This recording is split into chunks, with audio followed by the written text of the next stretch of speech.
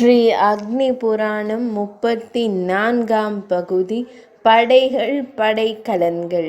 மன்னனுடைய குறிக்கோள் போரில் வெற்றி பெறுவதே என்றாலும் தோல்வியுற்று சரணமடைந்த அல்லது வீரமரணம் அடைந்த பகை மன்னனையும் அந்த நாட்டை நிர்வகிப்பதிலும் சில முக்கிய விஷயங்களில் கவனம் செலுத்த வேண்டும்.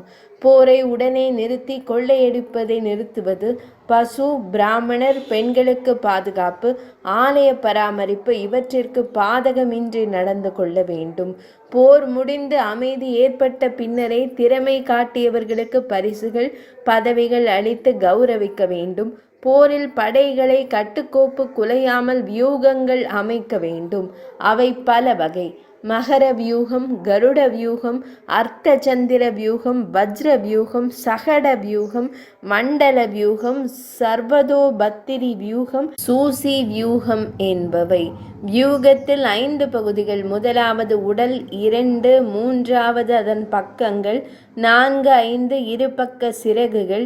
1 அல்லது 2 பகுதிகளுக்கு மேல் நேரிட தாக்குதல்களில் ஈடுபடாமல் மற்ற பகுதிகள் உதவியாக இருக்க வேண்டும். போரில் உயிருக்கு பயந்து ஓடுபவன் காயமுற்றவர்களை கொல்லக்கூடாது. அந்தப்புற மாதர்களை கௌரவமாக நடத்த வேண்டும்.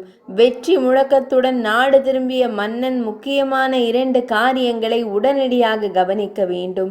போரில் மரணமடைந்தவர் குடும்பங்களுக்கும் அங்கஹீனம் அடைந்த வீரர்களின் குடும்பங்களுக்கும் தக்க மானியங்கள் அளித்து அவர்கள் தங்கள் வாழ்க்கையை செவ்வனே நடத்தி செல்ல வேண்டும். வெற்றிக்கு இறைவனே காரணம் என உணர்ந்து நன்றி செலுத்த வழிபாடுகள் செய்ய வேண்டும்.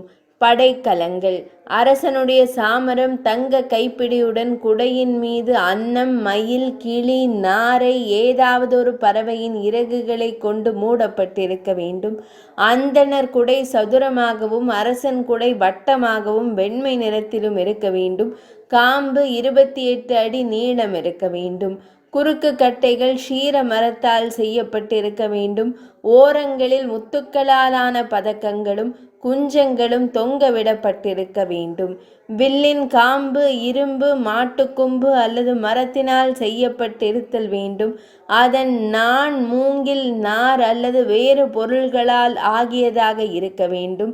வில்லின் காம்பை தங்கம், வெள்ளி, செம்பு, இரும்பு ஆகியவற்றால் செய்யலாம். ஆனால் மாட்டுக்கொம்பால் செய்வது உத்தமமானது. மூங்கிலால் செய்யப்பட்ட வில்லே சிறந்தது. மூங்கில் அல்லது இரும்பால் அம்புகள் செய்யப்படலாம். அவற்றின் பின்பகுதியில் இறகுகளை அமைத்து எண்ணெயில் ஊற வைக்க வேண்டும். ஒரு சமயம் கங்கை கரையில் பிரம்மன் பகவானை குறித்து ஹோமம் முதலிய கர்மாக்களால் ஆராதித்து வந்தார்.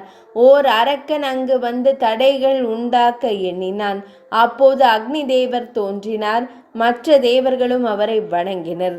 அங்கிருந்த பகவான் ஸ்ரீ மகாவிஷ்ணு அக்னி தேவன் வைத்திருந்த நந்தகம் என்ற கத்தியை வாங்கி அரக்கனை அவனது உடலில் பல இடங்களில் வெட்டினார். வெட்டுப்பட்ட இடங்கள் பூமியிலே விழுந்தன. அவை இரும்பாக மாறின. அவையே பூ உலகில் ஆயுதங்களாகட்டும் என்றார்.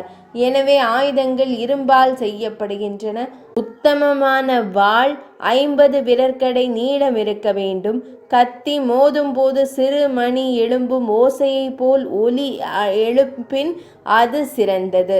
கத்தியின் வலிமை குறித்து பிறரிடம் பேசலாகாது. 34ஆம் பகுதி இனிதே நிறைவடைந்தது.